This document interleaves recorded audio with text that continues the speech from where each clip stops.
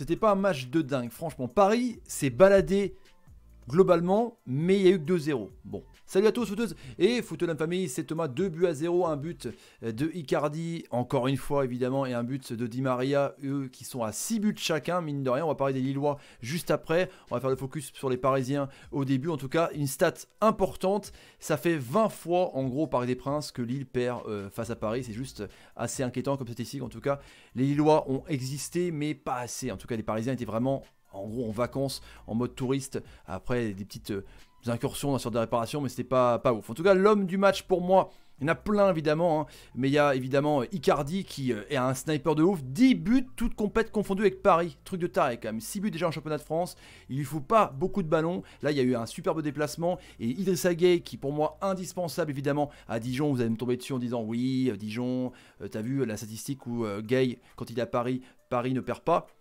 à Dijon il était là, Paris a fait probablement un naufrage, mais il revenait de blessure, l'ami Gueye. Et là, franchement, il a régulé le milieu de terrain. En l'absence de Verratti, c'est lui vraiment le patron. Il a été passeur décisif. Je savais pas qu'il savait faire ça. Il sait tout faire, on dit l'ami Matrix. Donc évidemment, Idrissa Gueye, pour moi, le patron, franchement, ce milieu de terrain. Avec Marquinhos, c'était intéressant de voir un petit peu la relation entre les deux. Draxler qui a été pour moi un petit peu meilleur que les autres fois, et qui a eu des occasions, qui a eu une belle frappe qui est passée près du poteau droit de Mike Maignan. En tout cas, Gueye, un monstre fini. Franchement, c'est le mec que tu dois mettre sur la feuille de match tout le temps.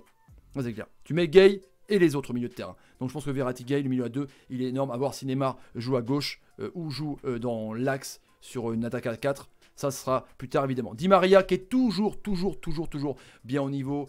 Dans ses essais du pied, c'est lui qui apporte un petit peu la fougue, un peu la dynamique de l'allant offensif un petit peu. C'est lui qui perce, c'est lui la flèche, c'est lui qui propose. C'est franchement lui le patron de l'attaque, c'est lui le patron du milieu de terrain, c'est Gueye, le patron de la défense, c'est Thiago Silva. Pour moi c'est ça en tout cas, même si Neymar revient de blessure, on parlait de ça. En tout cas, Di Maria était globalement énorme parce que Lille n'a pas beaucoup existé, encore une fois, même si globalement Lille a plus de passes, plus de tirs cadrés, mais comme en Champions League et comme tout le temps, Lille manque de réussite offensive. Ça va peut-être tourner un jour en tout cas, mais c'est pas le cas.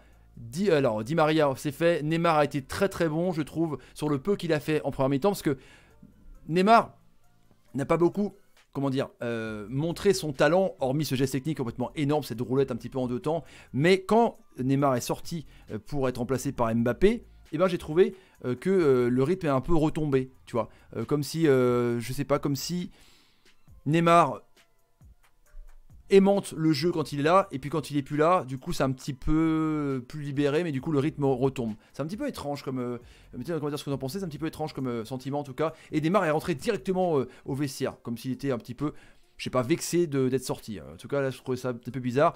Mbappé complètement en train de se marrer avec les Paredes et Dagba, c'était assez énorme en tout cas. Il a fait une rentrée cohérente, dès qu'il est rentré il a eu une frappe sur le côté gauche en tout cas. Il a eu plusieurs occasions, mais on voit que c'était vraiment pour le rythme de jeu. Il faut qu'il soit prêt pour Madrid, le match mardi en tout cas. Un Mbappé énorme. Et justement, je laisse la photo de Mbappé parce que le contraste c'est énorme avec voilà, un qui rit et l'autre qui fait la gueule. Truc de ouf franchement. Parce que Mbappé s'échauffait et on entendait les commentateurs de Canal+ qui disaient et Cavani s'échauffe. Et d'un coup, quand Cavani s'échauffait, c'était là. On voyait complètement faire la gueule. Il est rentré, il a eu des occasions, il a eu une grosse occasion énorme avec un décalage où il avait enroulé son ballon côté droit. Normalement, il sait le faire, ça Cavani. Il a tiré complètement au-dessus. Voilà, comme Draxler en première mi-temps, mais Cavani est en manque de confiance de ouf, les amis. Donc c'est le remplaçant officiel d'Icardi. En même temps, tu peux pas faire autrement, évidemment. On passe évidemment aux Lillois qui sont une catastrophe ambulante à l'extérieur. Tac, 0 victoire. En plus, à Paris, ils gagnent jamais depuis 20 matchs. Mais là, il y a un problème, franchement. Le 3-4-3 était cohérent. Hein. Gabriel Font, Diallo, Renildo, André Soumaré Selic, Cheka, Arojo et Ikoné. Ça a été un petit peu mieux, je trouve, quand il y a DJ est rentré. Mais en tout cas, il faut qu'il trouve la formule à l'extérieur. Parce que c'est pas possible, quoi. De tout gagner à Pierre-Mauroy, ok, tu feras peut-être une bonne saison de cette Ligue 1 faible, on verra au classement. Mais il faut quand même que tu prennes des points à l'extérieur. Si tu veux viser le podium ou le top 5, quand même, Christophe, tu as un petit problème. Honnêtement. Il manquait Osimhen, ton meilleur buteur, il n'est pas là, ça s'est vu. Encore une fois, les statistiques de Lille sont bonnes, tir cadré, rendement avec tir, c'est très bien franchement, hein. C'est au-dessus de 75%, mais il ne marque pas quoi. Tir à côté, où il n'y a pas de présence sur des réparations, il y avait les montées de Renildo Selic, mais personne n'a sur des réparations. Osimhen, c'est clairement, on a vu aujourd'hui, on peut se dire, Osimhen dépendance à Lille, ça c'est clair, évidemment. Ikoné qui est complètement transformé, sans Pépé, sans Bamba. Bamba est toujours là, mais un petit peu, voilà, il était malade là, mais il est un petit peu pas au niveau par rapport à l'année dernière, donc il manque un élément PP, et c'est pas pareil. Il y avait un truc de vitesse énorme à Lille avant, mais là, il est tout seul, le pauvre Ikoné, donc il était dans un faux numéro 9 devant Arrojo, enfin je sais pas, il y avait Ikoné Arrojo devant, il n'y avait même pas aucune pointe. Bizarre le système d'André en tout cas. Le mec à surnager pour moi, c'est Boubacar Soumaré qui m'impressionne de ouf. Je l'avais vu encore une fois en Coupe de la Ligue, mais là le mec il est monstrueux quoi, franchement. Il est à l'aise avec le ballon, il percute, il est box to box, il a pas peur de gay, pas peur d'aller au combat avec les autres milieux de terrain comme Draxler, enfin je sais pas ça. Incroyable franchement joueur. Et puis comme je vous ai dit, Yazidje quand il est rentré, et ben ça allait mieux.